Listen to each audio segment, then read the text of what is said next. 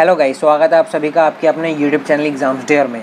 और आज हम स्टार्ट करने जा रहे हैं बी फार्म फोर्थ सेमेस्टर का फार्माकोलॉजी 1 का 2019-20 का हमारा क्वेश्चन पेपर है AKTU का। तो उसको हम जो है डिटेल में डिस्कस करेंगे। ये क्वेश्चन पेपर जो है बिल्कुल पॉइंट टू पॉइंट सॉल्व करा गया है, जिससे आपको याद करने में बहुत ईजी रहेगा। तो चलिए स्टार्ट करते हैं। सबसे पहले हमारा आ जाता है सेक्शन ए।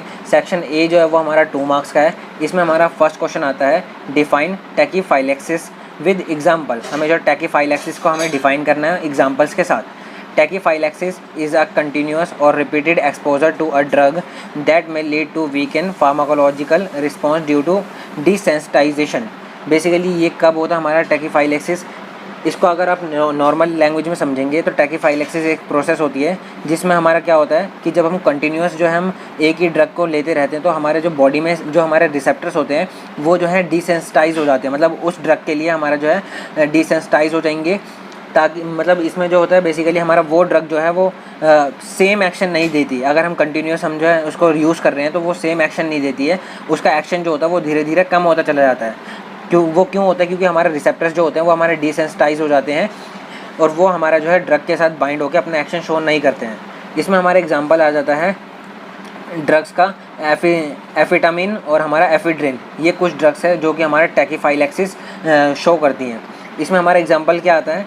एग्जांपल में देख लेते हैं। Depression medication and eye drops में रिलीव रेडनेस एंड इरिटेशन। इसमें क्या होता है, हमारा कुछ डिप्रेशन और हमारा डिप्रेशन के और कुछ आई ड्रॉप्स होते हैं जो कि हमारा रिलीफ दे देते हैं। बट अगर हम उनको कंटिन्यूस यूज़ करेंगे तो उसमें जो होता है हमारा उसका एक्शन जो होता है वो हमारा कम होने लग जाता है या फिर हमारा डिमिनिश होने लग जाता है। तो वही हमारा होता है टैकीफाइलैक्सिस। नेक्स्ट क्वेश्चन आता है हमारा what do you mean by plateau principle in pharmacokinetics. Plateau principle से आप क्या समझते हैं उसके बारे में हमें बताना है। When constant dose of drug is repeated before 5t half it would be achieved higher peak concentration because some remnants of previous dose will be present in the body. ये लाइन क्या कह रही है हमारी? जब हम जो है कांस्टेंट डोज जो होती है वो हम लेते रहते हैं, 5 बार लेने के बाद जो हमारा टी हाफ जो होता है वो हमारा बहुत ज़्यादा बढ़ जाता है। टी हाफ जो होता है वो हमारा जो है अचीव कर लेता है हायर पीक। ऐसा क्यों होता है? क्योंकि हम जब किसी भी ड्रग को एडमिनिस्ट्रेट करते हैं, मतलब हमारी बॉडी में जब इंटेक करते हैं कोई भी ड्रग को, तो हमारी जो ड्रग है उसका कुछ पार्ट जो होता है वो हमारा एलिमिनेट आउट हो जाता है, मतलब हमारी बॉडी से निकल जाता है विद द थ्रू यूरिन और फीसिस। बट हमारा कुछ जो पार्ट होता है हमारा ड्रग का वो हमारा बॉडी में रिटेन रहता है, जिसकी वजह से हमारा जो है जो कंसंट्रेशन होती है वो टाइम के अकॉर्डिंग बढ़ती चली जाती है। तो इसलिए हमारा जितनी ज़्यादा कंसंट्रेशन बढ़ेगी उतना ही ज़्यादा हमारे जो है एलिमिनेशन होता है, मतलब हमारा एलिमिनेशन जो होता है रेट वो भी इंक्रीज़ होता चला जाएगा।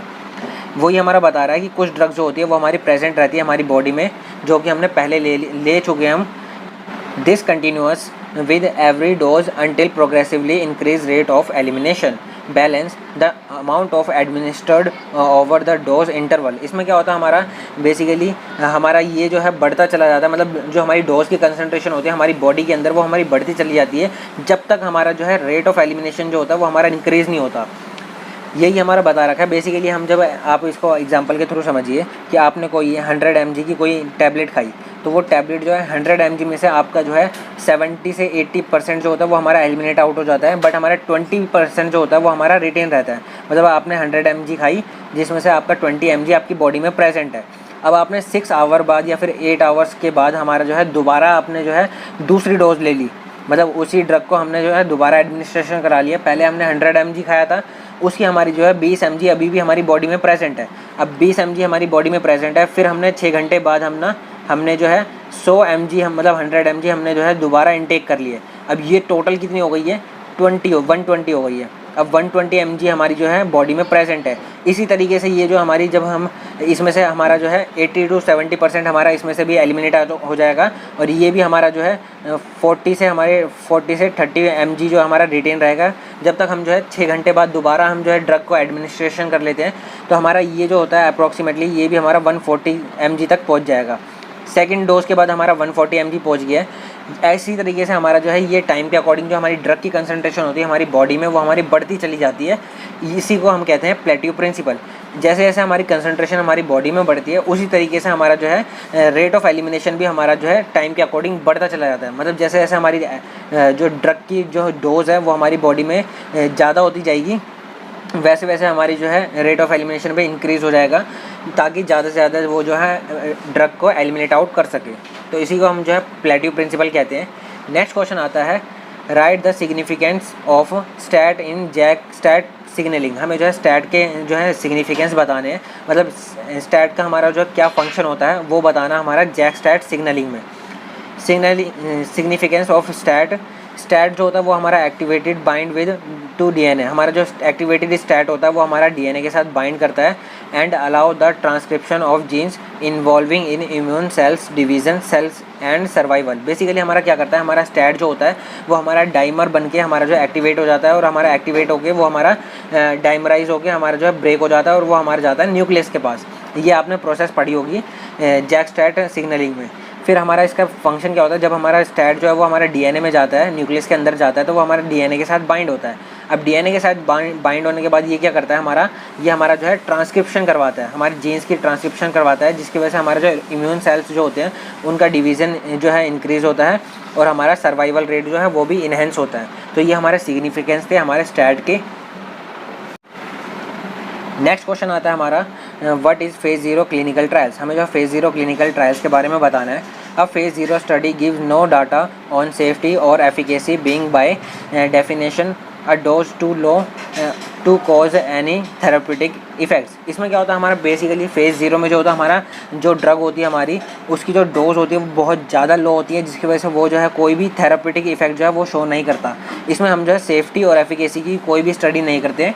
इसमें बेसिकली हमारी डोज कितनी होती है, डोज होती है हमारी 1/100, मतलब एक पार्ट का हम जो है 100 टाइम्स जो है डिवाइड करेंगे, उसमें से हम एक पार्ट उठाएंगे, उतनी हमारी जो है डोज होती है ऑफ थेरेप्यूटिक डोज।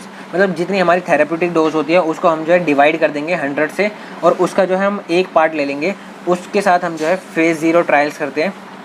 इसमें हमारे सब्जेक्ट्स कौन से होते हैं, हमारे 10 से 15 हेल्दी वॉलंटियर्स। हमारे जो है हेल्दी वॉलंटियर्स को हम चूज़ करते हैं, और इसमें हमारी रेंज होती है 10 से 15 तक। इसमें हमारा प्राइमरी गोल्स, मतलब इसका पर्पस क्या होता है बेसिकली फेज़ 0 का, इसमें जो होता है हम स्टडी करते हैं फार्माकोडायनामिक्स एंड फार्माकोकाइनेटिक्स। बेसिकली हमारे जो भी ड्रग्स है जिसको हम डिस्कवर करना चाह रहे हैं, उसकी हम जो है फार्माकोकाइनेटिक्स और फार्माकोडायनामिक्स प्रॉपर्टीज़ को हम जो है स्टडी करते हैं फेज़ 0 में। नेक्स्ट क्वेश्चन आता है, what do you mean bye को ट्रांसमिशंस। को ट्रांसमिशन जो होता है वो हमारा प्रीवियस 2 बार हमारा रिपीट हो चुका है 2 मार्क्स में। को ट्रांसमीटर्स होते क्या हैं, को ट्रांसमीटर्स द रिलीज ऑफ 2 और more types of neuro transmitter from the one single nerve terminals. जो हमारे नर्व टर्मिनल्स में हमारे जो वेसिकल्स होते हैं, वेसिकल्स में जब हमारा न्यूरो ट्रांसमीटर जब हमारा रिलीज़ होता है, तो उसी के साथ हमारा और कंपाउंड्स भी उसके साथ जो है हमारे रिलीज़ होते हैं। इसमें हमारे एग्जांपल्स के तौर से समझिए, जैसा कि इसमें ANS में बता रखा है, हमारा cotransmitters are purine, peptides and nitric oxides. हमारा ANS में जो होता है हमारा को ट्रांसमीटर कौन कौन से होते हैं, हमारे प्यूरिन, पेप्टाइड्स और हमारा नाइट्रिक ऑक्साइड्स। ये कुछ को ट्रांसमीटर्स होते हैं जो कि हमारा जब हमारा न्यूरो ट्रांसमीटर रिलीज़ होते हैं उसके साथ हमारा जो है रिलीज़ हो जाते हैं। बेसिकली हमारा जब वेसिकल होता है उसमें हमारा न्यूरो ट्रांसमीटर प्रेजेंट होता है।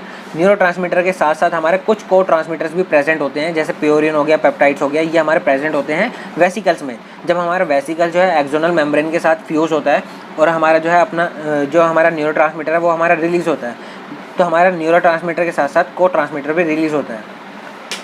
बेसिकली इसका को ट्रांसमीटर का फंक्शन जो होता है, बेसिकली हमारा जो न्यूरो ट्रांसमीटर है उसकी जो है इफेक्टिवनेस को इंक्रीज़ करता है।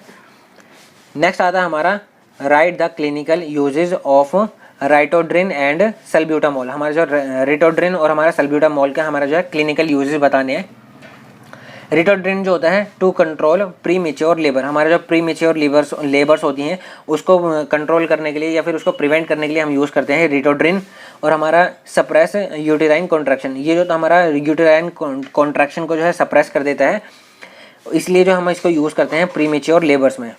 फिर आता है हमारा सल्ब्यूटामोल। सल्ब्यूटामोल के यूजेस देख लेते हैं। It relieve symptoms of asthma, ये जो हमारा अस्थमा के सिम्टम्स में रिलीव करने में यूज़ होता है। और हमारा COPD क्या होता है, कॉरोनिक ऑब्स्ट्रक्टिव एयरवे डिजीज़ या फिर पल्मोनरी डिजीज़। इसमें होता क्या हमारा, इसमें जो होता है हमारा कफिंग होती है, स्नीजिंग होती है, feeling of breathlessness and it cause ब्रोंकोडाइलेशन। Basically हमारा जो है ये ब्रोंकोडाइलेशन कर लेता है, क्योंकि हमारा जो अस्थमा और हमारा सीओपीडी में होता क्या है, हमारी जो ब्रोंक्यूल्स होती है वो हमारी कॉन्स्ट्रिक्ट हो जाती है। अब कॉन्स्ट्रिक्ट होगी तो हमारा जो है ब्रेथलेसनेस फीलिंग होगी, हमारी जो सांस है वो हमारी सही से नहीं आएगी। तो इसलिए जो होता है हमारा ये जो हमारा सल्ब्यूटामोल होता है वो हमारा ब्रोंकोडाइलेशन कॉज कर देता है, जिसकी वजह से हमारा जो ब्रोंक्यूल्स होते हैं वो हमारे वापस जो होते हैं वो इंक्रीज़ कर देता है उनके साइज़ को, जिसकी वजह से मतलब ईजिली जो हमारी एयर जो है ट्रैवल कर सकती है। नेक्स्ट क्वेश्चन आता है, write the mechanism of action of vigabatrin. Vigabatrin का हमारा जो मैकेनिज्म ऑफ एक्शन बताना है। सबसे पहले हम देख लेते हैं विगाबैट्रिन जो होती है वो कौन सी क्लास की ड्रग होती है। विगाबैट्रिन इज एंटी कन्वर्जन ड्रग। विगाबैट्रिन जो होती है वो हमारी एंटी कन्वर्जन ड्रग होती है। बेसिकली हमारा जो है कन्वर्जन को ट्रीट करने में हम यूज़ करते हैं vigabatrin. It inhibit GABA metabolising enzymes. ये जो होता है हमारा गाबा मेटाबोलाइजिंग एंजाइम्स को इनिबिट कर देती है and increase GABA content in the brain. Basically ये एक्शन कैसे शो कर रही है, ये जो हमारा जो भी हमारे मेटाबोलाइजिंग एंजाइम्स होते हैं जो कि हमारे गाबा को मेटाबोलाइज कर देंगे और हमारा जो है गाबा को डिग्रेड कर देते हैं, तो उसको उन एंजाइम्स को जो है वो इनिबिट कर देती है, जिसकी वजह से हमारा गाबा की जो हमारी कंसंट्रेशन होती है ब्रेन के अंदर वो हमारी इंक्रीज़ हो जाती है। अब गाबा की कंसंट्रेशन इंक्रीज़ हो जाती है तो हमारा जो है ये हमारा एंटी कन्वर्जेंट एक्शन जो है वो हमारा शो करता है। नेक्स्ट क्वेश्चन आता है हमारा, what is diffusion hypoxia. Diffusion hypoxia होता क्या है उसके बारे में हमें बताना है। It is also known as Fink effect. इसको जो हम फिंक इफेक्ट भी कहते हैं। Diffusion hypoxia is decrease in oxygen usually observed as a patient is emerging from the inhalational anesthetics where nitrogen oxide was a component. The rapid outpouring of insoluble nitrogen oxides can displace alveolar oxygen resulting in hypoxia. Basically हमारा ये होता कब है, जब किसी भी patient को जो है इनहेलेशनल एनेस्थेटिक्स जो है वो हम चढ़ा रहे होते हैं, मतलब जब भी हम उसको इनहेलेशनल एनेस्थेटिक्स इंट्रोड्यूस कराते हैं। और ये होता क्यों है, क्योंकि हमारा इनहेलेशन में जो होता है हमारा नाइट्रोजन ऑक्साइड होता है और नाइट्रोजन ऑक्साइड जो होता है वो हमारा डिस्प्लेस कर देता है ऑक्सीजन को, जिसकी वजह से हमारा जो है हाइपोक्सिया कॉज होती है। बेसिकली हाइपोक्सिया होती क्या है, जब भी आपके जो है ब्लड में जो है ऑक्सीजन की जो मात्रा होती है वो हमारी कम हो जाती है, उसे हम कहते हैं, उस कंडीशन को कहते हैं हाइपोक्सिया। हाइपोक्सिया यहाँ क्यों हो रही है, क्योंकि हमारा जो है पेशेंट को जो है इनहेल कराया जा रहा है हमारा नाइट्रिक ऑक्साइड। नाइट्रिक ऑक्साइड जो है एक इनहेलेशनल एनेस्थेटिक है जो कि हमारा बेहोशी के लिए यूज़ करा जाता है। ये क्यों होता है, हमारा बेसिकली नाइट्रिक ऑक्साइड जो होता है वो हमारा डिस्प्लेस कर देता है ऑक्सीजन को। अब ऑक्सीजन को डिस्प्लेस कर देगा तो हमारा ऑक्सीजन जो है हमारी ब्लड में कम बाइंड होगी, और जब हमारी ऑक्सीजन जो है वो हमारी ब्लड में कम बाइंड होगी तो हमारा वहाँ पर जो है हाइपोक्सिया कॉज हो जाता है। All patient should receive supplemental oxygen. सभी पेशेंट को जो हमारा सप्लीमेंटल ऑक्सीजन सप्लाई करा जाता है at the end of anaesthetics and during immediate recovery period. हमारा जो है एनेस्थेटिक्स के जब भी हमारा एनेस्थेटिक पीरियड जो होता है वो हमारा एंड हो जाता है, या फिर हमारा जो है इमीडिएट रिकवरी पीरियड होता है, उसमें जो हमारा ऑक्सीजन जो है हमारी अलग से सप्लाई करी जाती है सभी पेशेंट्स को। नेक्स्ट क्वेश्चन आता है हमारा, write the mechanism of action of tolcapone and rasagiline. हमें जो है टोलकापोन और रेसाजिलिन का मैकेनिज्म ऑफ एक्शन बताना है। सबसे पहले हम टोलकापोन का देख लेते हैं। टोलकापोन MOA, मतलब MOA क्या है हमारा, मैकेनिज्म ऑफ एक्शन। तो हमारा टोलकापोन क्या करता है, हमारा टोलकापोन इनिबिट द एंजाइम्स। टोलकापोन जो है वो हमारा इनिबिट कर देता है कॉम्ट एंजाइम को, which prevent the degradation of levodopa, जो कि हमारा लीवोडोपा के हमारे जो डिग्रेडेशन को हमारा जो है प्रिवेंट कर देता है। Larger fraction of administered levodopa cross the BBB blood brain barrier and give anti Parkinson activity. हमारा बेसिकली हमारा लीवोडोपा हम यूज़ कहाँ करते हैं, हम एंटी पार्किंसन ड्रग्स में हम जो है लीवोडोपा का यूज़ करते हैं, क्योंकि हमारा लीवोडोपा जो होता है वो हमारा प्रो ड्रग होता है हमारा डोपामिन का। तो हमारा जो पार्किंसन में होता है कि हमारा डोपामिन का लेवल कम हो जाता है, तो डोपामिन के लेवल को मेंटेन रखने के लिए हम जो है लीवोडोपा देते हैं। अब ये टोलकापोन हमारा कर क्या रहा है, हमारा टोलकापोन जो है हमारा लीवोडोपा को डिग्रेड होने से बचा रहा है। अब लीवोडोपा हमारा डिग्रेड हो जाएगा तो उसकी कंसंट्रेशन कम हो जाएगी और वो ब्रेन के पास कम पहुंच पाएगा। बट अगर हम इसके डिग्रेडेशन को हम जो प्रिवेंट कर दें तो हमारा ज़्यादा लीवोडोपा जो हमारा ब्लड ब्रेन बैरियर को क्रॉस करेगा और हमारा ब्रेन के पास जाकर अपनी एक्टिविटी शो करेगा। तो वही हमारा बता रखा है, टोलकापोन जो होता है वो हमारा एंटी पार्किंसन डिजीज़ में यूज़ होता है बेसिकली, और ये जो होता है हमारा लीवोडोपा को डिग्रेडेशन से प्रिवेंट करता है। यही इसका मैकेनिज्म ऑफ एक्शन है। फिर आता है हमारा रेसाजिलिन। रेसाजिलिन क्या होता है हमारा, it irreversibly bind with MAO B. ये जो होता है हमारा माओ बी के साथ हमारा बाइंड हो जाता है irreversibly and prevent the break down of dopamine. ये भी जो हमारा डोपामिन के ब्रेक डाउन को प्रिवेंट कर रहा है and give anti Parkinson activity. और ये जो हमारा एंटी पार्किंसन एक्टिविटी को मतलब एक्टिविटी शो करता है। बेसिकली हमारा ये जो हमारा कॉम्ट एंजाइम के साथ बाइंड होकर हमारा लीवोडोपा को डिग्रेडेशन को प्रिवेंट कर रहा था, और हमारा रेसाजिलिन जो है वो हमारा माओ बी एंजाइम के साथ जो हमारा बाइंड होके डोपामिन के हमारे जो है ब्रेक डाउन को प्रिवेंट कर रहा है। यहाँ पे हम जो लीवोडोपा के ब्रेक डाउन को प्रिवेंट कर रहे थे, और यहाँ जो हम डोपामिन की जो हमारा डोपामिन का ब्रेक डाउन है उसको प्रिवेंट कर रहे हैं। तो यही डिफरेंस है हमारा टोलकापोन और हमारा रेसाजिलिन में। नेक्स्ट क्वेश्चन आता है हमारा, what do you mean bye drug dependence. Drug dependence से आप क्या समझते हैं उसके बारे में बताना है। Drug dependence a permanent physiological change causing an individual to persistently crave consumption of particular substance. मतलब किसी भी सब्सटेंस को कंजप्शन करना या फिर किसी भी ड्रग का कंजप्शन करना, अगर आप नहीं करेंगे तो उसकी जो है क्रेविंग स्टार्ट हो जाएगी आपकी बॉडी में। मतलब आपको जो है एक तरीके से लत लग जाती है, या आप किसी भी ड्रग के ऊपर डिपेंडेंट हो जाते हैं फॉर फीलिंग ऑफ प्लेजर, या फिर और कोई रीज़न से आप जो है किसी भी ड्रग पे अगर डिपेंडेंट हो गए हैं तो उस प्रोसेस को हम कहते हैं ड्रग डिपेंडेंसी। इसमें जैसे कुछ पेशेंट जो होते हैं वो हमारे अल्कोहल पे डिपेंडेंट होते हैं, या फिर हम कह सकते हैं कि वो अल्कोहल का अब्यूज़ करते हैं, मतलब मिसयूज़ करके हम जो है अपनी फीलिंग्स के लिए उस पर डिपेंड हो जाते हैं, तो उसे हम कहते हैं ड्रग डिपेंडेंसी। इसका सबसे अच्छा एग्जांपल है अल्कोहल्स एंड टबैकोज। तो चलिए गाइज, इसी के साथ हमारा सेक्शन ए जो है वो हमारा कंप्लीट हो चुका है। नेक्स्ट हमारा आता है सेक्शन बी। सेक्शन बी जो है वो हमारा 10 मार्क्स का है। इसमें हमारा फर्स्ट क्वेश्चन आता है, व्हाट इज़ फार्माकोविजिलेंस। फार्माकोविजिलेंस होता क्या है।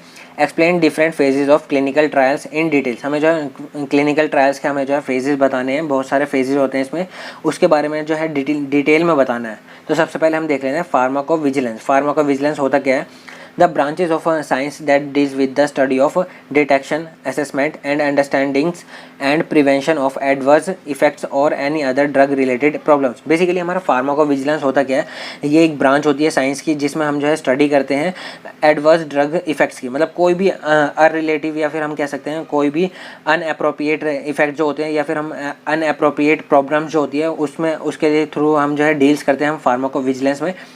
इसमें हमारा बेसिकली एम क्या होता है, हमारा किसी भी ड्रग या फिर हमारा कोई भी मेडिसिन को हमारा जो है बहुत ही इफेक्टिव करना, और उसका जो है जो भी हमारे उसके साइड इफेक्ट आते हैं या फिर कोई जो भी उसके एडवर्स इफेक्ट्स आते हैं उसको बिल्कुल मिनिमाइज़ करना। तो वही हमारा बेसिक एम होता है हमारा फार्माकोविजिलेंस का। नेक्स्ट आता है हमारा क्लिनिकल ट्रायल्स।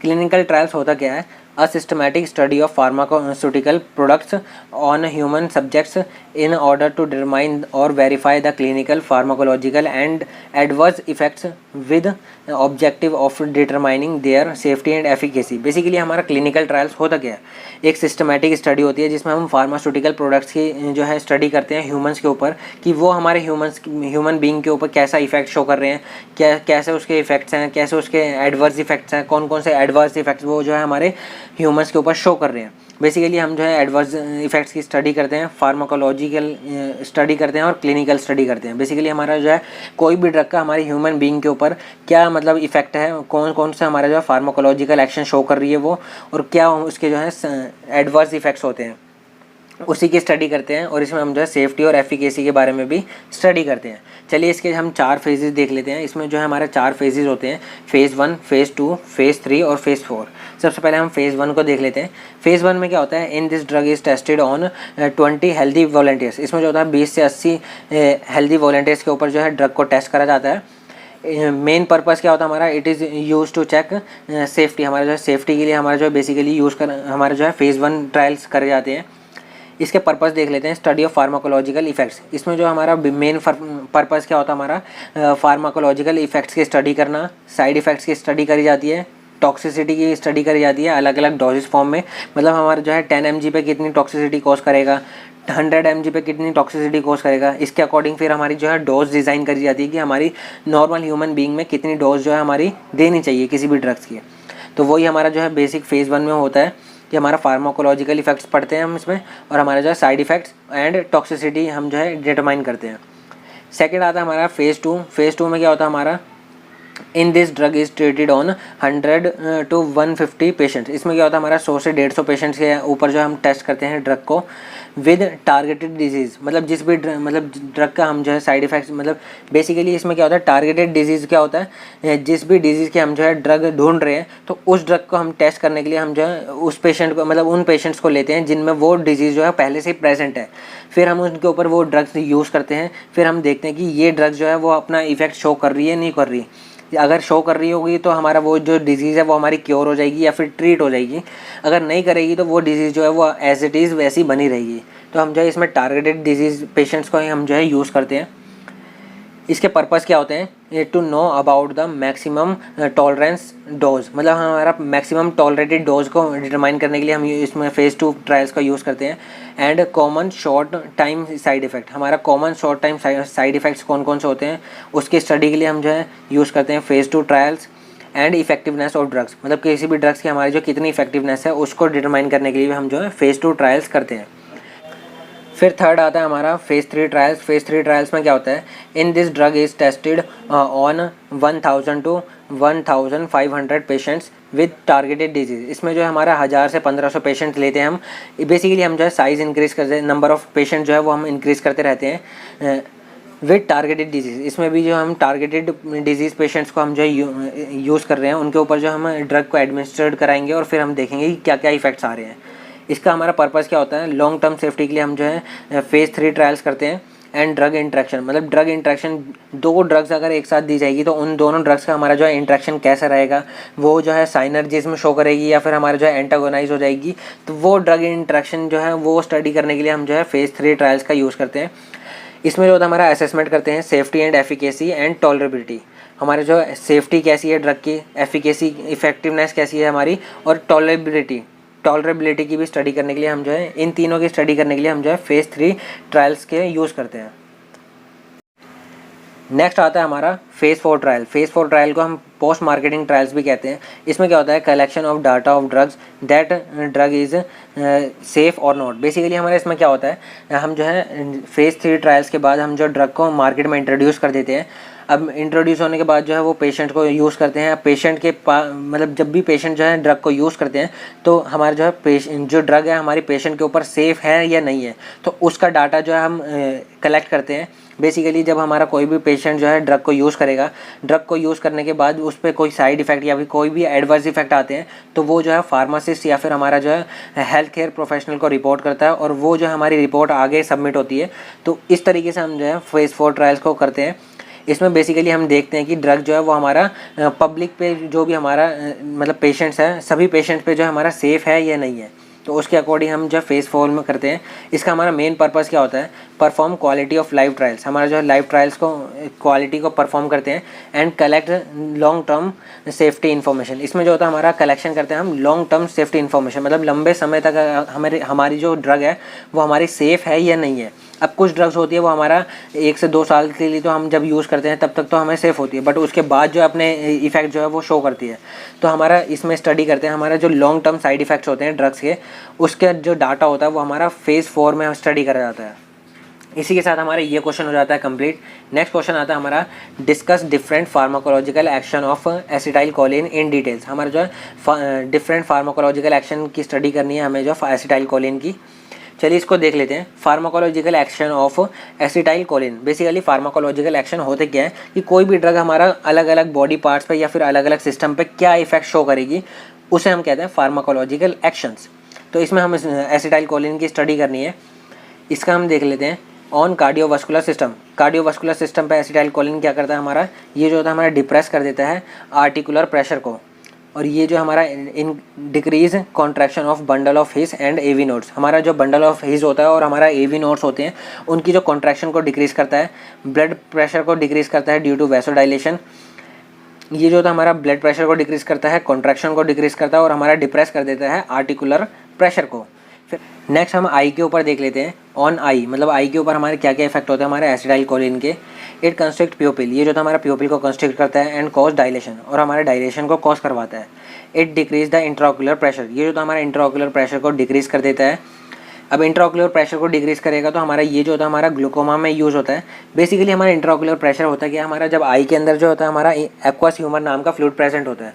जब हमारा एक्वस ह्यूमर नाम के फ्लूइड्स की या तो फॉर्मेशन बढ़ जाती है या फिर हम कह सकते हैं कि हमारा जो है वो सही से फ्लो नहीं हो पाता, तो उसका जो होता है हमारा आई के अंदर जो है उसकी मात्रा जो है बढ़ती रहती है। जब एक्वस ह्यूमर जो होता है वो हमारा ज़्यादा बढ़ जाता है, जो कि हमारा जनरेट करता है प्रेशर, हमारी आई के अंदर जो हमारा प्रेशर जनरेट हो जाता है, जिसको हम कहते हैं इंट्रा ऑक्यूलर प्रेशर।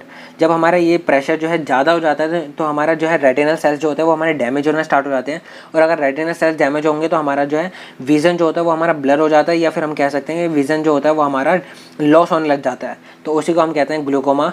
हमारे ये जो हमारा ग्लूकोमा में यूज़ करा जाता है क्योंकि ये जो हमारा इंट्राओक्यूलर प्रेशर को डिक्रीज कर रहा है।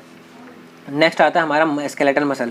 हमारा स्केलेटल मसल के ऊपर हमारा एसिटाइलकोलिन के क्या मतलब इफेक्ट होते हैं वो देख लेते हैं।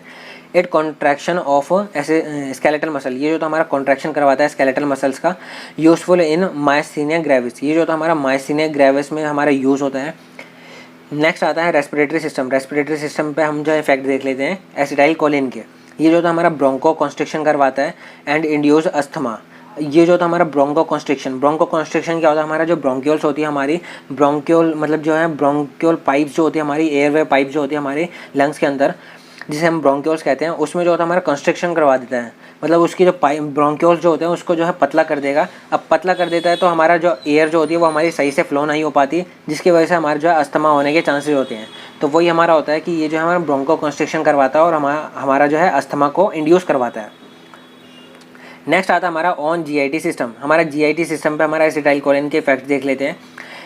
Contract smooth muscles of GIT. ये जो तो हमारा स्मूथ मसल जो भी हमारी प्रेजेंट होती है स्मूथ मसल्स हमारी जीआईटीज़ में, उसको जो है कॉन्ट्रैक्ट कराता है।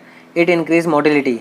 हमारे ये जो मोटिलिटी होती है उसको हमारा जो है इंक्रीज करा देता है। And peristalsis movement. हमारी जो जीआईटी हमारा जो गैस्ट्रोइंटेस्टिनल ट्रैक होता है उसमें जो हमारे पेरिस्टाल्सिस मूवमेंट होती है, जिसको हम मोटिलिटी के नाम से भी जानते हैं। ये जो होता है हमारा मोटिलिटी और पेरिस्टाल्सिस मूवमेंट, इसको जो हमारा इंक्रीज करा देता है। It increase intestinal secretion. ये जो तो हमारा इंटेस्टिनल सिक्रेशन को भी इंक्रीज कराता है। बेसिकली हमारा जो डाइजेशन को हमारा जो है इंक्रीज कराता है।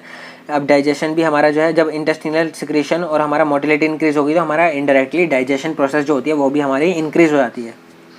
तो यही इफेक्ट होते हैं हमारे फार्माकोलॉजिकल एक्शन एसिटाइलकोलिन के। चलिए इसी के साथ हमारा ये क्वेश्चन हो जाता है कंप्लीट।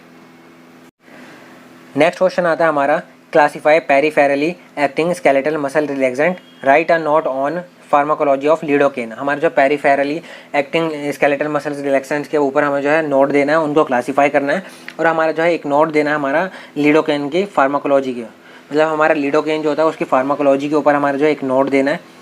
चलिए इसको देख लेते हैं। Skeletal muscle relaxant. Skeletal muscle relaxant होते क्या हैं पहले हम उसके बारे में देखते हैं। Drugs which used to block neuromuscular junctions. ये वो ड्रग्स होती हैं जो कि हमारा यूज़ करी जाती है हमारे न्यूरोमस्कुलर जंक्शंस को ब्लॉक करने के लिए। And inhibit contraction of muscles and cause relaxation. Basically हमारा क्या कर रहा है, ये वो ड्रग्स होती है जो कि हमारा न्यूरोमस्कुलर जंक्शन को ब्लॉक कर देंगी। अब न्यूरोमस्कुलर जंक्शन जो है ब्लॉक कर हो जाएगा तो जिसकी वजह से हमारा जो कॉन्ट्रैक्शन नहीं होगी मसल्स में। अब जब मसल में कॉन्ट्रैक्शन नहीं होगी तो हमारा इसकी वजह से हमारा जो है मसल्स जो होती है वो हमारी रिलैक्स फॉर्म में हो जाएगी। ये इसी को हम कहते हैं स्केलेटल मसल रिलैक्सेंट। बेसिकली हमारे स्केलेटल मसल्स को जो है हमारा रिलैक्स कर देता है हमारा, उन ड्रग्स को हम कहते हैं स्केलेटल मसल रिलैक्सेंट। नेक्स्ट हम peripherally acting skeletal muscle relaxant की क्लासिफिकेशन देख लेते हैं। इसमें जो हमने दो क्लासेस में डिवाइड करा है। फर्स्ट आता है हमारा नॉन डीपोलराइजिंग ब्लॉकर्स, इसको हम कॉम्पिटिटिव ब्लॉकर्स भी कहते हैं, और सेकंड आता है हमारा डीपोलराइजिंग ब्लॉकर्स। इसको हमारा जो है नॉन डीपोलराइजिंग ब्लॉकर्स जो है उसको फर्दर हमने एक्शन के अकॉर्डिंग जो है 3 क्लासेस में डिवाइड करा है। लॉन्ग एक्टिंग, इंटरमीडिएट एक्टिंग और शॉर्ट एक्टिंग। लॉन्ग एक्टिंग में हमारा एग्जांपल आ जाता है डी ट्यूबोक्यूरेरिन और हमारा पेनक्यूरोनियम। फिर आता है इंटरमीडिएट एक्टिंग में हमारा आ जाता है वैक्यूरोनियम और हमारा एट्राक्यूरियम। और फिर आ जाता है शॉर्ट एक्टिंग। शॉर्ट एक्टिंग में आ जाता है हमारा मेवाक्यूरियम। सेकंड आ जाता है हमारा डीपोलराइजिंग ब्लॉकर्स। डीपोलराइजिंग ब्लॉकर्स में हमारा आ जाता है सक्सिनाइल कोलिन और डेकामेथेनियम। तो ये हमारी थी classification of peripheral acting skeletal muscle relaxants. Next हमारा आ जाता है फार्माकोलॉजी ऑफ लिडोकेन, हमें जो लिडोकेन की फार्माकोलॉजी बतानी है। Lidocaine is local anaesthetic agent, ये जो तो हमारा लोकल एनेस्थेटिक एजेंट है, but it is also used as anti arrhythmic and analgesic. हमारा जो है लिडोकेन जो होता है वो हमारा प्राइमरीली जो होता है हमारा anaesthetic agents, local anaesthetic agents की तरह वर्क करता है, बट हम जो है इसको एंटी एरिथमिक और हमारा एंटी एनाल्जेसिक की तरह भी यूज़ कर सकते हैं। फिर आता है हमारा MOA, मैकेनिज्म ऑफ एक्शन, कि कैसे हमारा जो लिडोकेन अपना एक्शन शो करता है। इसमें क्या होता है हमारा, इट पेनिट्रेट सेल मेम्ब्रेन, ये जो हमारा पेनिट्रेट कर देता है सेल मेम्ब्रेन को। इन इट लिपिड सोल्यूबल, मतलब ये जो होता है हमारा लिपिड सोल्यूबल होता है, इस वजह से हमारा जो है सेल मेम्ब्रेन को ईजिली पेनिट्रेट कर देगा। अब ईजिली पेनिट्रेट करने के बाद हमारा जो लिडोकेन जो होता है वो हमारा सेल मेम्ब्रेन के अंदर आ चुका है। अब अंदर आने के बाद क्या करता है, and block voltage gate in sodium channels from inside of the cells with the help of halt gate. हमारा जो हाल्ट गेट के हेल्प से हमारा जो है सोडियम चैनल्स को जो है ब्लॉक कर देता है अंदर की तरफ से, मतलब सेल के अंदर की तरफ से हमारा जो सोडियम चैनल्स को ब्लॉक कर रहा है with the help of halt gate, which stop depolarisation, जिसकी वजह से हमारा जो डीपोलराइजेशन स्टॉप हो जाती है। और डीपोलराइजेशन स्टॉप हो जाएगी तो हमारा जो सेंसेशंस जो होते हैं वो हमारे लॉस हो जाते हैं। लिडोकेन जो होता है वो हमारा रिवर्सिबली एक्शन शो करता है। नेक्स्ट हम देख लेते हैं इसके यूजेस क्या होता है हमारा, कि कहाँ कहाँ हम जो है लिडोकेन को यूज़ कर सकते हैं। इसमें हमारा आ जाता है लॉस ऑफ सेंसेशन, ये जो हमारा सेंसेशन को लॉस कराता है, इस वजह से हम जो है एनेस्थेटिक एजेंट्स की तरह हम जो है लिडोकेन को यूज़ करते हैं। And it is use as analgesic agents, मतलब ये जो हमारा एनाल्जेसिक एजेंट्स की तरह भी यूज़ करा जाता है, क्योंकि ये जो हमारा पेन रिलीफ में हेल्प करवाता है। नेक्स्ट आता है हमारा एडवर्स ड्रग इफेक्ट्स। हमारा एडवर्स ड्रग इफेक्ट्स कौन कौन से होते हैं इसके, ये जो होता है रेडनेस कॉज करा सकता है स्किन के ऊपर, मसल इचिंग, मतलब जो जहाँ पर हम जो है अप्लाई कर रहे हैं वहाँ पर इचिंग हो सकती है, रेडनेस हो सकती है, अस्थमा भी कॉज हो सकता है, और ब्लड प्रेशर जो होता है वो हमारा डिक्रीज हो सकता है, और हमारा टंग नमनेस हो सकती है। तो ये कुछ जो है एडवर्स ड्रग इफेक्ट्स हैं जो कि लिडोकेन के होते हैं। नेक्स्ट आता है हमारा मैक्सिमम डोज, कि हमारी डोज कितनी होनी चाहिए लिडोकेन की। ये जो होता है हमारा 4 mg पर kg, मतलब kg के अकॉर्डिंग होता है हमारा। इसकी जो डोज होती है, मैक्सिमम डोज जो होती है वो हमारी 4 mg होती है पर kg के अकॉर्डिंग। फिर इसका ड्यूरेशन जो होता है हमारा, ड्यूरेशन ऑफ एक्शन होता है हमारा 60 to 120 मिनट्स। और ये जो होता है हमारा रैपिड ऑनसेट एक्शन, मतलब ये जो है विद इन 3 to 4 मिनट्स के अपना अंदर जो अपना एक्शन शो कर देता है, इसलिए इसको जो हमारा एक्शन जो होता है वो हमारा रैपिड ऑनसेट होता है, मतलब बहुत ज़्यादा जल्दी इसका एक्शन शो होता है। फिर आता है हमारा इसके फार्माकोकाइनेटिक्स के बारे में देख लेते हैं। एब्जॉर्प्शन कहाँ होती है हमारी, completely absorb by parenteral administration. हम जो है अगर लिडोकेन को पेरेंट्रली देंगे तो ये जो होता है बहुत मतलब कम्प्लीटली एब्जॉर्ब हो जाएगा ब्लड में। डिस्ट्रीब्यूशन क्या कैसे होता है हमारा, ये जो होता है हमारा लिपोफिलिक होता है, इसलिए हमारा जो है वाइडली डिस्ट्रीब्यूट होता है हमारे पूरी बॉडी में, अच्छी तरीके से हमारा जो है डिस्ट्रीब्यूट हो जाता है। मेटाबॉलिज्म, ये जो होता है हमारा लीवर के द्वारा हमारा जो मेटाबोलाइज होता है बाय P450 सिस्टम। हमारा जो P450 सिस्टम होता है हमारा लीवर के अंदर, उसके थ्रू जो है मेटाबोलाइज होता है। फिर आता है हमारा एक्सक्रीशन कैसे होता है इसका, bye kidney after about 9 hours, मतलब लगभग 9 घंटे के बाद जो है इसका किडनी के थ्रू हमारा जो है एक्सक्रीशन हो जाता है। इसी के साथ हमारे 10 मार्क्स के क्वेश्चन जो है वो हमारे कंप्लीट हो चुके हैं। नेक्स्ट हमारा आता है सेक्शन सी जो है वो हमारा 7 मार्क्स का होता है। इसमें हमारा जो है फर्स्ट क्वेश्चन आता है explain various route of administration in detail. हमारे जो है वेरियस रूट्स बताने हैं कहाँ से हम जो है ड्रग को एडमिनिस्ट्रेट करा सकते हैं। बेसिकली हम जो है ड्रग के बारे में देखते हैं कि हम ड्रग जो है कैसे हम जो है बॉडी के अंदर इनटेक कर सकते हैं, उसके कैसे कैसे रूट्स हैं, किस किस रूट्स के थ्रू हम जो है एडमिनिस्ट्रेट करा सकते हैं। तो इसमें हमारा जो है सबसे पहले 2 आ जाता है, लोकल और सिस्टमिक। लोकल में आ जाता है हमारा ट्रॉपिकल, डीपर टिश्यू और एट्रियल सप्लाई। हम जो है इन 3 तरीके से हम जो है ड्रग को एडमिनिस्टर करा सकते हैं, जिसको हम कहते हैं, मतलब ये तीनों जो हमारे लोकल के अंदर आ जाते हैं। फिर आ जाता है हमारा सिस्टमिक वो मतलब रूट ऑफ एडमिनिस्ट्रेशन है जिसमें हम जो है डायरेक्ट ड्रग को जो हम ब्लड के अंदर इंजेक्ट करते हैं। या फिर हम कह सकते हैं कि सिस्टमिक सर्कुलेशन क्या होता है हमारा, जब भी हम ड्रग को जो है सिस्टमिक सर्कुलेशन में इंट्रोड्यूस करा रहे हैं तो उसे हम कहते हैं सिस्टमिक एडमिनिस्ट्रेशन। इसमें हमारा जाता है 2 पार्ट्स आते हैं इसमें, पेरेंट्रल और एंट्रल। पेरेंट्रल में हमारा जाता है इनहेलेशनल और हमारा इंजेक्शन और हमारा ट्रांसडर्मल। इनहेलेशनल में कोई भी ड्रग जब हम मतलब इनहेलेशन या फिर हम नोज़ के थ्रू जो है इंट्रोड्यूस कराते हैं बॉडी के अंदर तो उसे हम कहते हैं इनहेलेशनल। फिर आता है हमारा इंजेक्शनल, हमारा इंजेक्शन के थ्रू कोई भी ड्रग जो हम बॉडी के अंदर इंट्रोड्यूस कराते हैं उसे हम कहते हैं इंजेक्शन। इसमें आ जाता है हमारा IVIM, मतलब IVIM क्या है हमारा, intravenous, intramuscular, subcutaneous, intra arterial, intradermal, intra articular. तो ये आ जाते हैं हमारे इंजेक्शंस में। फिर आता है हमारा ट्रांसडर्मल। सेकंड टाइप आ जाता है हमारा एंट्रल। एंट्रल में आ जाता है हमारा ओरल, सबल्यूंगल और रेक्टल। बेसिकली हमारा एंट्रल क्या है, हमारा एंट्रल जो हमारा रिलेट होता है जीआईटी से। जब भी हम ड्रग जो है जीआईटी के थ्रू जो है एडमिनिस्टर करा रहे हैं तो उसमें आ जाते हैं उसमें आ जाता है हमारा एंट्रल में। एंट्रल बेसिकली हम जब ओरली यूज़ करते हैं तो ओरल जो है वो भी हमारा जो है ओरल कैविटी जो है वो हमारा जीआईटी का पार्ट है। इसी तरीके से हमारा सबल्यूंगल जो है वो भी हमारा जीआईटी का पार्ट है और हमारा रेक्टल जो है वो भी हमारा जीआईटी का पार्ट है। तो बेसिकली हमारा ये जो हमारे जीआईटी में जब भी हम कोई भी ड्रग एडमिनिस्टर कराते हैं तो उसे हम कहते हैं एंट्रल रूट। तो यही हमारी जो है दो होती है बेसिकली, लोकल और सिस्टमिक। सिस्टमिक के दो पार्ट्स हैं, पेरेंट्रल और एंट्रल। तो यही है, अगर आप फ्लो चार्ट में इसको स्टडी करेंगे तो बहुत ही अच्छी तरीके से आपको जो है ये याद होने वाला है। इसको जो है सबसे पहले आप फ्लो चार्ट में बना के आइएगा। अगर ये 7 मार्क्स में आता है तो सबसे पहले आप इसका फ्लो चार्ट बनाइएगा, फिर आप जो है इसको लोकल और सिस्टमिक, फिर इसको डिफाइन करिएगा और फिर इसके पार्ट्स लिखिएगा और फिर इसके जो है एक एक पार्ट्स को जो है सबको डिफाइन कर दीजिएगा। तो इसमें जो है आपको full out of full marks मिलेंगे और बहुत ही अच्छी जो है आपकी रिप्रेजेंटेशन हो जाएगी। इसी के साथ हमारा ये क्वेश्चन हो जाता है कंप्लीट। नेक्स्ट क्वेश्चन आता है हमारा व्हाट इज़ बायो ट्रांसफॉर्मेशन। हमें जो है बायो ट्रांसफॉर्मेशन के बारे में बताना है। Describe the significance of plasma protein binding. हमें जो प्लाज्मा प्रोटीन बाइंडिंग के सिग्निफिकेंस बताने हैं। सबसे पहले हम बायो ट्रांसफॉर्मेशन देख लेते हैं। बायो ट्रांसफॉर्मेशन क्या होती है? A metabolic process that take place mainly in the liver and helps to facilitate excretion of both exogenous and endogenous substances. Basically हमारा ये क्या है, एक मेटाबॉलिक प्रोसेस होती है जो कि हमारा लीवर के अंदर होती है, जिसके थ्रू हम क्या करते हैं, हम एक्सक्रीशन करवाते हैं वो एक्सोजीनस और हमारा एंडोजीनस सब्सटेंस जो होते हैं उसका एक्सक्रीशन करवाते हैं। बेसिकली हमारा जो है बायो ट्रांसफॉर्मेशन क्या होती है, एक प्रोसेस मेटाबोलाइजिंग प्रोसेस होती है जिसके थ्रू हम जो है एक्सोजीनस और हमारा एंडोजीनस जो भी सब्सटेंस होते हैं उसको हमारी बॉडी से रिमूव आउट कराते हैं।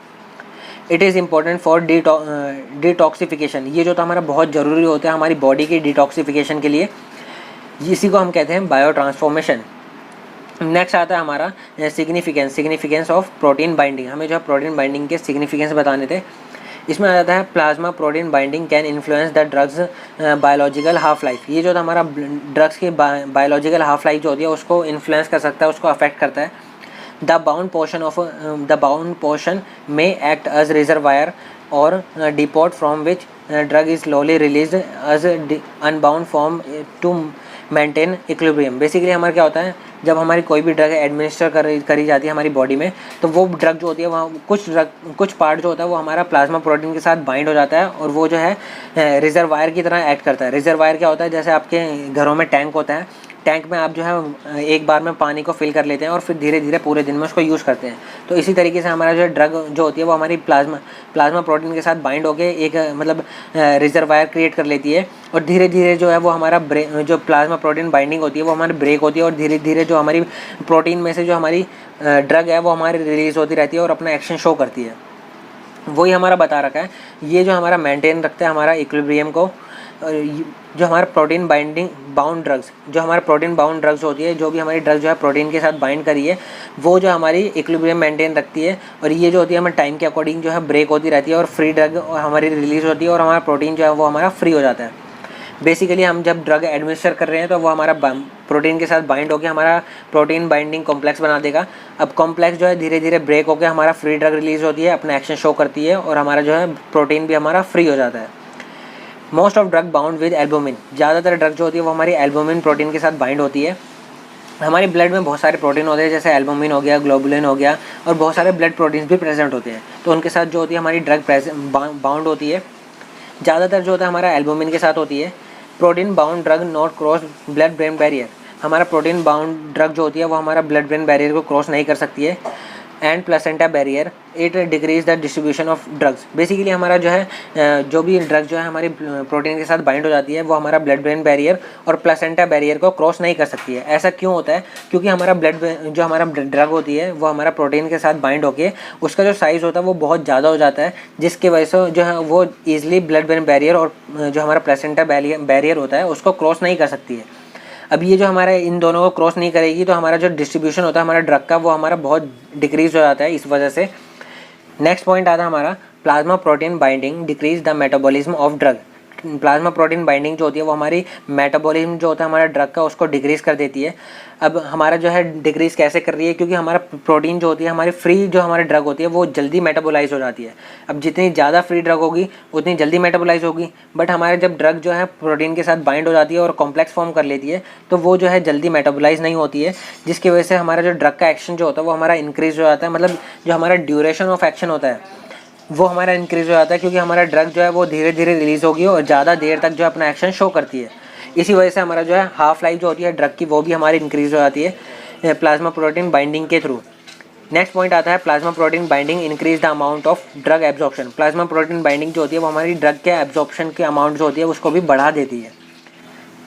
नेक्स्ट क्वेश्चन आता है हमारा explain signal transduction mechanism in ji protein couple receptors. हमें जो है सिग्नल ट्रांसडक्शन मैकेनिज्म हमें जो एक्सप्लेन करना है जी प्रोटीन कपल रिसेप्टर्स में। चलिए इसमें देख लेते हैं सिग्नल ट्रांसडक्शन मैकेनिज्म होते क्या है। It is the process by which chemical और physical signal is transmitted through the cell a series of molecular events. इसमें क्या होता है हमारा ये सिग्नल ट्रांसडक्शन मैकेनिज्म एक प्रोसेस है जिसके थ्रू हमारा केमिकल और फिजिकल सिग्नल जो होते हैं वो हमारा ट्रांसमिट होता है हमारे सेल्स के थ्रू। मतलब सेल्स के अंदर जो हमारा कोई भी सिग्नल ट्रांसमिट होगा with the help of receptors या फिर हमारा बहुत सारे जो है सीरीज़ होती है हमारी मॉलिक्यूलर इवेंट्स की, उसके थ्रू हमारा कोई भी सिग्नल जो होता है हमारा ट्रांसमिट होता है, उसको हम कहते हैं सिग्नल ट्रांसडक्शन मैकेनिज्म। अगर आप इसको नॉर्मल लैंग्वेज में समझेंगे तो हमारा कोई भी हमारा जो है सिग्नल होता है वो हमारा सेल के अंदर जो है ट्रांसमिट होता है with the help of receptors, उसे हम कहते हैं सिग्नल ट्रांसडक्शन मैकेनिज्म। इसमें हमारा आ जाता है जी प्रोटीन कपल रिसेप्टर्स। चलिए इसके बारे में देख लेते हैं। नेक्स्ट हम जी प्रोटीन कपल रिसेप्टर्स को देख लेते हैं। इसमें क्या होता है, it is also known as heptahelical receptor. इसको हम हेप्टाहेलिकल रिसेप्टर के नाम से भी जानते हैं। एंड 7 ट्रांसमेम्ब्रेन रिसेप्टर्स, इसके हमारे 3-4 नाम हैं, जैसे हमारा हेप्टाहेलिकल रिसेप्टर हो गया, 7 ट्रांसमेम्ब्रेन रिसेप्टर हो गया और मेटाबोट्रोपिक रिसेप्टर्स। इन 3 नाम से हम जो है जी प्रोटीन कपल रिसेप्टर्स को जानते हैं। अब इसमें क्या होता है हमारा जी प्रोटीन जो होता है वो हमारा क्यों यूज़ करा जाता है, क्योंकि हमारा इसमें जो होता है guanine nucleotide binding protein present होता है, इस वजह से हम जो है इसको जी प्रोटीन कपल रिसेप्टर कहते हैं। These are all surface receptor. इसको ये जो होता है सभी सरफेस रिसेप्टर होते हैं, मतलब ये जो होता है हमारा सेल के सरफेस पे प्रेजेंट होगा। It has 7 alpha helical membrane. इसमें जो होता है हमारा 7 अल्फा हेलिकल मेम्ब्रेन होती है, जिसमें से हमारा 3 जो होती है वो हमारी इंट्रासेल्यूलर होती है और 3 जो होती है वो हमारी एक्स्ट्रा सेल्यूलर लूप्स होती हैं। मतलब 6 लूप्स प्रेजेंट हैं। अब 6 में से 3 जो होती है वो हमारी इंट्रासेल्यूलर होंगी, जैसे कि ये जो है 1 2 3, ये 3 लूप्स जो है वो हमारी एक्स्ट्रा सेल्यूलर है, और ये नीचे की 3 लूप जो है 1 2 3, ये तीनों लूप जो है वो हमारी इंट्रासेल्यूलर है। बेसिकली आप इसको इस तरीके से समझिए, ये जो है सर्कल में एक सेल है और ये हमारा जो है एक्स्ट्रा सेल्यूलर है और ये हमारा इंट्रासेल्यूलर है, और ये हमारी मेम्ब्रेन सेल मेम्ब्रेन जा रही है, और सेल मेम्ब्रेन पे हमारा जो है जी प्रोटीन कपल रिसेप्टर्स प्रेजेंट होते हैं। तो वहीं जो हमारा जिसमें से हमारा जो है इसमें 7 हेलिकल मेम्ब्रेन प्रेजेंट है। अब इसमें हेलिकल मेम्ब्रेन जो है वो हमारा लूप्स का फॉर्मेशन करती है। अब ये जो लूप्स में है हमारा 6 लूप्स बनती हैं, जो 3 होती है वो हमारी एक्स्ट्रा सेलुलर में प्रेजेंट होती है और हमारा 3 जो होती है वो हमारे इंट्रा सेलुलर फ्लूइड्स में प्रेजेंट होती है। नेक्स्ट पॉइंट आता है जी protein float in membrane. Ji protein जो होता है वो हमारा मेम्ब्रेन के ऊपर फ्लोट होता रहता है, मतलब तैरता रहता है। इसका जो है स्ट्रक्चर इस प्रकार से होता है। ये जो है बहुत इंपॉर्टेंट क्वेश्चन है जो कि हमारा 2 से 3 बार रिपीट हो चुका है, और इसको जो है अगर आपका एग्जाम्स में आ जाए तो इसका डायग्राम जो है ज़रूर बना के आना है। अब डायग्राम जो है बहुत ईजी है, इतना टफ नहीं है। सबसे पहले आपको जो है सेल मेम्ब्रेन बनानी है। सेल मेम्ब्रेन के अंदर जो है फिर आपको 7 मेम्ब्रेन्स बनानी है, मतलब 7 प्रोटीन मेम्ब्रेन बनानी है। 7 प्रोटीन मेम्ब्रेन बनाने के बाद 7 को एक दूसरे से आप जोड़ दीजिएगा, और 7 के जो पहला वो है फर्स्ट जो है उसके ऊपर आप जो है बाइंडिंग साइड बना दीजिएगा, और जो लास्ट है उसके नीचे जो है आपका ट्रिपलेट बन जाएगा, मतलब जो जिसमें हमारा जो है ट्राइमर जो होता है, जिसमें हमारा अल्फा बीटा गामा प्रेजेंट होते हैं, वो हमारा ट्राइमर जो है लास्ट वाले पे हमारा 7th पे जो है हमारा ट्राइमर बन जाएगा, जिससे हमारा जीडीपी अटैच होता है। 3 लूप्स जो होती है वो हमारी इंट्रासेल्युलर होती हैं, और 3 लूप्स जो होती है वो हमारी एक्स्ट्रा सेल्युलर होती हैं। चलिए जी प्रोटीन कपल रिसेप्टर का मैकेनिज्म देख लेते हैं। अगर आप पेन और कॉपी लेके नहीं बैठे हैं तो आप पेन और कॉपी ले लीजिएगा, और इसका जो मैकेनिज्म है वो फ्लो चार्ट में आप जो है ईजिली नोट डाउन कर सकते हैं। इसमें सबसे पहले क्या होता है, हमारा ड्रग बाइंड होगी। ड्रग बाइंड होने के बाद क्या होता है, हमारा जो लूप्स होती हैं उसमें करंट फ्लो होगा। अब करंट फ्लो होगा तो उसमें जो होता है हमारा जी प्रोटीन जो होता है हमारा वो एक्टिवेट हो जाएगा। अब जी प्रोटीन एक्टिवेट होगा तो हमारा जो जीटीपी यहाँ अटैच थी, यहाँ पे हमारा जो जीटीपी अटैच है, जीडीपी अटैच थी वो हमारी रिप्लेस हो जाती है जीटीपी से। अब जीटीपी जब इसके साथ बाइंड होगी तो जीटीपी जो होता है हमारा जो ट्राइमर है उसको ब्रेक कर देगी। अब जो ट्राइमर है उसको ब्रेक करने के बाद जो हमारा अल्फा और जीटीपी होता है वो हमारा एक साथ चला जाता है और वो हमारा एक्टिवेट करता है एडेनाइलिल साइक्लेज को और हमारा फॉस्फोलाइपेज सी को। इन दोनों का हमारा एक्टिवेट कौन कर रहा है? अल्फा और जीटीपी। इन दोनों का एक्टिवेट करने के बाद जो हमारा एडेनाइलिल साइक्लेज है वो हमारा कन्वर्ट करेगा एटीपी से साइक्लिक एएमपी, और साइक्लिक एएमपी क्या करवाता है? हमारा फॉस्फोराइलेशन कराता है। इसी तरीके से हमारा फॉस्फोलाइपेज सी जो था वो हमारा इंक्रीज एक्टिवेट करता है पीकेसी को। पीकेसी क्या कराता है? ये भी हमारा जो है फॉस्फोराइलेशन कराता है। वहीं दूसरी तरफ हमारा बीटा और गामा जो है वो एक साथ चले जाते हैं और ये जो होता है वो हमारा एक्टिवेट कर देते हैं आयन चैनल्स को। तो उम्मीद है कि गाइस आपको ये समझ आ गया होगा। आप इसको जो है 1-2 बार रिपीट करेंगे तो आपको बहुत अच्छे से याद हो जाएगा। फ्लो चार्ट में करिएगा, बहुत ईजी है। नेक्स्ट क्वेश्चन आता है, discuss the mechanism of action, uses and side effect of propranolol. मतलब प्रोप्रानोलॉल जो है उसका हमारा जो है मैकेनिज्म ऑफ एक्शन बताना है, यूजेज बताने हैं और साइड इफेक्ट बताना है। तो चलिए आइए देख लेते हैं। सबसे पहले हम देखते हैं mechanism of action. Mechanism of action क्या होता है? आखिर कैसे जो हमारा प्रोप्रानोलॉल है जो हमारी बॉडी में एक्शन शो कर रहा है। बेसिकली हमारा प्रोप्रानोलॉल क्या होता है? It is non selective beta receptor antagonist. हमारा जो है प्रोप्रानोलॉल जो है वो हमारा बीटा ब्लॉकर्स है जो कि हमारा नॉन सेलेक्टिव है। मतलब ये जो है बीटा 1 और बीटा 2 दोनों को जो है हमारा ब्लॉक कर सकता है। This means that they bind with both beta 1 and beta 2 receptors. इसका मतलब हमारा जो नॉन सेलेक्टिव का मतलब क्या होता है? हमारा ये जो है स्पेसिफिक नहीं है, ये जो हमारा बीटा 1 के साथ भी अटैच हो सकता है और उसको ब्लॉक कर सकता है, और बीटा 2 के साथ भी जाके बाइंड होकर उसको जो है ब्लॉक कर सकता है। बीटा 1 बीटा 2 क्या है हमारे? ये जो हमारे रिसेप्टर्स होते हैं जो कि हमारे बॉडी में प्रेजेंट होते हैं। नेक्स्ट आता है हमारा, it results in decrease heart rate, contraction of heart muscles and blood pressure and cause bronchoconstriction. ये क्या करवाता है हमारा? ये जो होता है हमारा ब्लड प्रेशर को डिक्रीज करा देता है, हार्ट रेट को डिक्रीज कराता है, हार्ट की जो हमारी मसल्स की कॉन्ट्रैक्शन होती है उसको भी डिक्रीज करा देता है, ब्लड प्रेशर को डिक्रीज कराता है और हमारा कॉज करता है ब्रोंकोकंस्ट्रिक्शन। मतलब जो हमारे ब्रोंक्यूल्स है उनको कॉन्स्ट्रिक्ट कर देता है, उनको पतला कर देता है। नेक्स्ट हम देख लेते हैं uses. It is use for treating hypertension. ये जो तो हमारा हाइपरटेंशन को ट्रीट कराने में यूज़ करते हैं। फिर आता हमारा एंजाइना, माइग्रेन और फियोक्रोमोसाइटोमा। ये जो था हमारा एक डिजीज़ होती है जो कि हमारा, इसमें क्या होता है, हमारा ट्यूमर्स होता है हमारा एड्रेनल ग्लैंड्स में, इसको हम कहते हैं फियोक्रोमासाइटोमा। और हमारा जो है अरिदमिया, इन सभी डिजीज़ के लिए हम जो है यूज़ करते हैं प्रोप्रानोलॉल। नेक्स्ट आता है हमारा साइड इफेक्ट। साइड इफेक्ट देख लेते हैं। साइड इफ़ेक्ट्स में क्या होता है? ये जो आता है हमारा डिप्रेशन कॉज कराता है, फटीगनेस कॉज करता है, नोजिया कराता है, वॉमिटिंग कर सकता है, इंसोम्निया कर सकता है, क्रैम्पिंग कर सकता है, शॉर्टनेस ऑफ ब्रीथ करा सकता है क्योंकि हमारा ये जो है ब्रोंकोकंस्ट्रिक्शन कर रहा है तो इस वजह से हमारा जो शॉर्टनेस ऑफ ब्रीथ भी करा सकता है, वीकनेस हो सकती है, हेडेक हो सकता है, स्लीप डिस्टर्ब हो सकती है और रैशेस भी हो सकते हैं। तो ये कुछ साइड इफेक्ट्स हैं जो कि हमारे प्रोप्रानोलॉल की वजह से होते हैं। चलिए गाइस, नेक्स्ट क्वेश्चन आता है हमारा, classify sedatives and write down the difference between benzodiazepine and barbiturates. आप जो है बहुत ही इंपॉर्टेंट है ये क्वेश्चन क्योंकि इसमें जो है बेंजोडाइजेपिन और हमारा बार्बिचुरेट्स का जो है डिफरेंस पूछा गया है। ये क्वेश्चन आपको जो है प्रीवियस ईयर्स में कम से कम 3 से 4 बार मिल जाएगा जो कि हर बार जो है रिपीट होने के चांसेस होते हैं। तो इसको जो आप बहुत अच्छे से करके जाइएगा। इसको वैसे भी हम जो है पॉइंट टू पॉइंट और डिटेल में समझाएंगे। चलिए इसको देख लेते हैं। इसमें क्या होता है हमारा, सीडेटिव्स होते क्या हैं सबसे पहले वो देख लेते हैं। A drugs that make you feel calm and want to sleep. Basically हमारी सीडेटिव्स वो ड्रग्स होती है जो कि आपके माइंड को शांत करती हैं और आपको जो है मतलब स्लीप में हेल्प करती है। मतलब जो है जो पेशेंट जो होते हैं वो स्लीप मतलब स्लीप से, जिन पेशेंट्स को स्लीप नहीं आती है तो उनको जो है हमारा डॉक्टर्स प्रिस्क्राइब करते हैं हमारे सीडेटिव्स ताकि उनको जो है टाइम से स्लीप आ सके। तो इसमें बेसिकली यही होता है क्लासिफिकेशन ऑफ सीडेटिव्स। हमारा सीडेटिव्स जो ड्रग्स होती हैं उनकी क्लासिफिकेशन देख लेते हैं। इसमें फर्स्ट आता है हमारा बेंजोडाइजेपिन।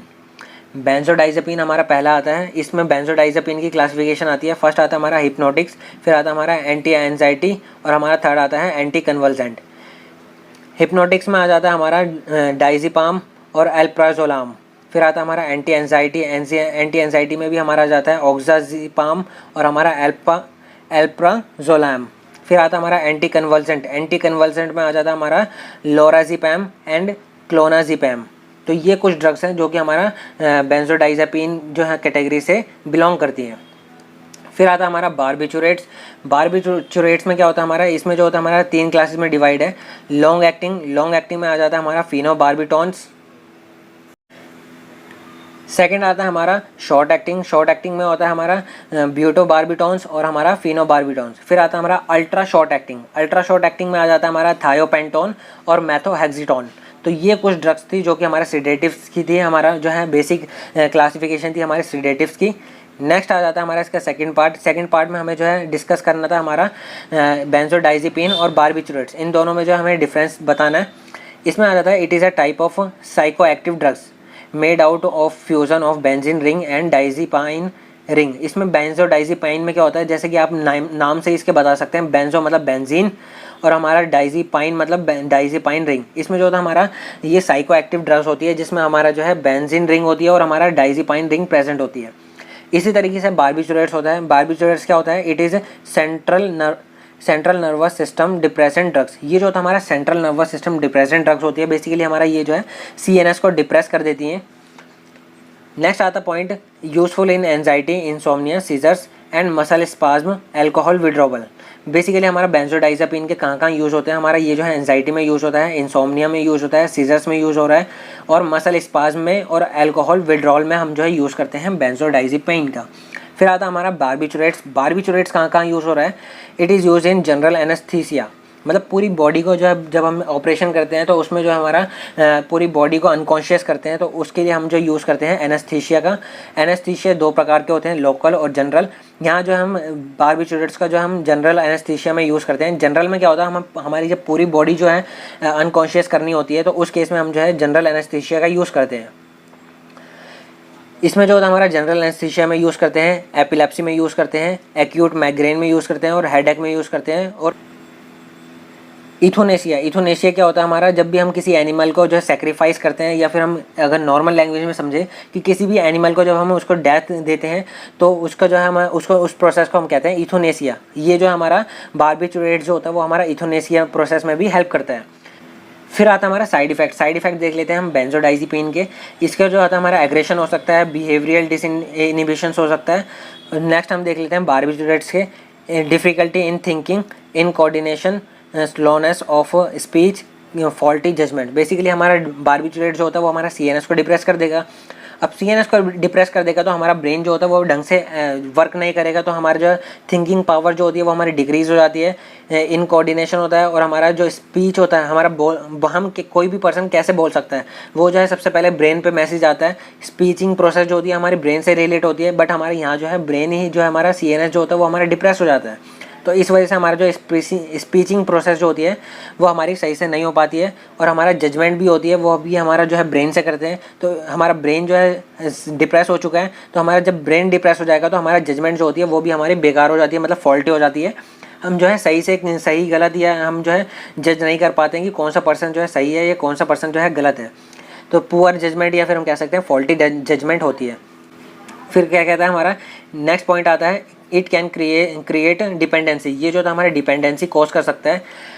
फिर हमारा बार्बिचुरेट्स का आता है it can create tolerance and dependency. ये जो होता है हमारा टॉलरेंस और डिपेंडेंसी दोनों को ही जो है क्रिएट कर सकता है, बट हम इसलिए हम जो है इन दोनों में से अगर हम देखें तो हमारा बेंजोडाइज़ेपाइन जो होती है वो हमारी ज़्यादा सेफ होती है एज़ कम्पेयर टू बार्बिचुरेट्स।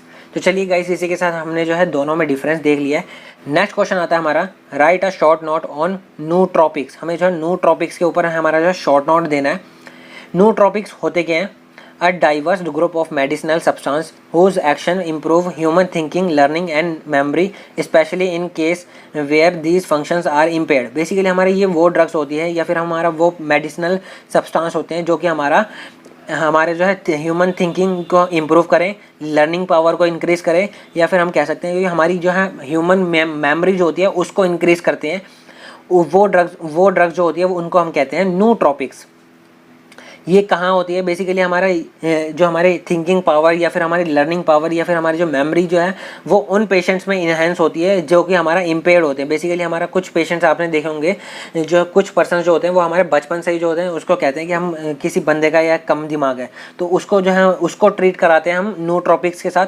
मतलब नूट्रोपिक्स ड्रग जो है उसको एडमिनिस्टर कराएंगे, जिसकी वजह से उसके जो है लर्निंग पावर जो होती है और मेमोरी और थिंकिंग ये तीनों जो होती है हमारी इन्हेंस होती है और इम्प्रूव होती है।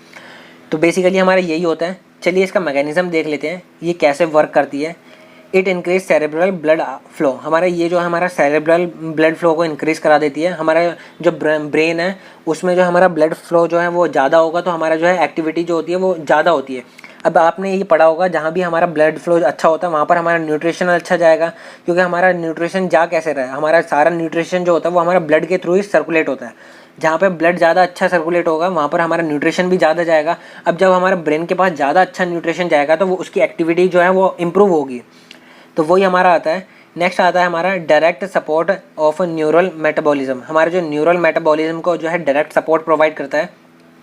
And it enhancement of neuro transmission, हमारा जो न्यूरो ट्रांसमिशन जो होता है हमारा, जैसे हमारा जो हमारे ब्रेन में न्यूरॉन्स होती हैं उसके बीच का जो हमारा मैसेज ट्रांसफ़र की प्रोसेस होती है उसको भी इन्हेंस करता है।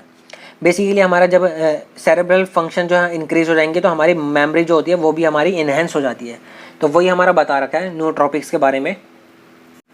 नेक्स्ट हम जो है इंडिकेशन देख लेते हैं नोट्रोपिक ड्रग्स के। ये जो हमारा अल्जाइमर डिजीज़ में यूज़ होता है, माइल्ड कॉग्निटिव इम्पेयरमेंट में यूज़ होता है, डिजीनेस में यूज़ होता है, एपिसोडिक मेमोरी लैप्स में यूज़ होता है, और हमारा मेंटल रिटार्डेशन इन चाइल्ड, जिन भी चाइल्ड्स को हमारा मेंटल रिटार्डेशन होती है उनके लिए जो है हमारा ट्रीट कराने के लिए हमारा यूज़ होता है नोट्रोपिक्स। इसमें हमारे ड्रग्स के एग्जांपल्स देख लेते हैं। इसमें हमारी आ जाती है मोडाफिनिल, रिवास्टिगमिन और हमारा पीरासीटैम। तो ये हमारे कुछ एग्जांपल्स थे ड्रग्स के जो कि हमारा नोट्रोपिक्स की तरह यूज़ करे जाते हैं। लास्ट क्वेश्चन आता है हमारा, write down the classification of anti depressant and anti anxiety agents. हमें जो है एंटी डिप्रेसेंट और एंटी एंजाइटी एजेंट्स की जो हमें क्लासिफिकेशन देनी है।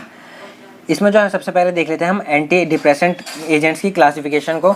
इसमें जो होता है हमने 5 क्लासेस में डिवाइड करा है। सबसे पहले आ जाता है हमारा ट्राइसाइक्लिन एंटी डिप्रेसेंट, इसमें आ जाता है हमारा एमिट्रिप्टालिन और एमिप्रामिन।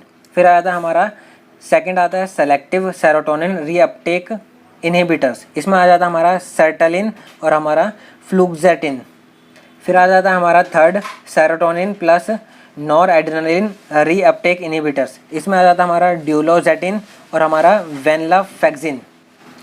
फोर्थ आता है हमारा माओ इनहिबिटर्स, इसमें आ जाता है हमारा सेलेजिलिन और हमारा मोक्लोबेमिड। फिर आ जाता है हमारा फिफ्थ आर्टिपिकल एंटी डिप्रेसेंट, इसमें आ जाता है हमारा मेटाजेपिन और हमारा ब्यूप्रोपियन। सेकंड आ जाता है हमारा एंटी एंजाइटी ड्रग्स। हमें जो है एंटी एंजाइटी ड्रग्स की क्लासिफिकेशन देखनी है। इसमें हमने जो है 4 क्लासेस में डिवाइड करा है इन ड्रग्स को। फर्स्ट आ जाता है हमारा बेंजोडाइजिपिन। बेंजोडाइजिपिन में हमारे एग्जांपल्स आ जाते हैं डाइजिपाम, ऑक्साजिपाम, लोराजिपाम और एल्प्राजोलैम। फिर आ जाता है हमारा सेकंड, इसमें आ जाता है हमारा एजापिरॉन्स। एजापिरॉन्स के एग्जांपल्स आ जाते हैं हमारे बसपिरॉन्स, इस्पैपिरॉन्स और हमारा गैपिरॉन्स। फिर आ जाता है हमारा थर्ड सिडेटिव्स एंड एंटीहिस्टामिनिक्स, इसमें आ जाता है हमारा हाइड्रोक्सीजिन।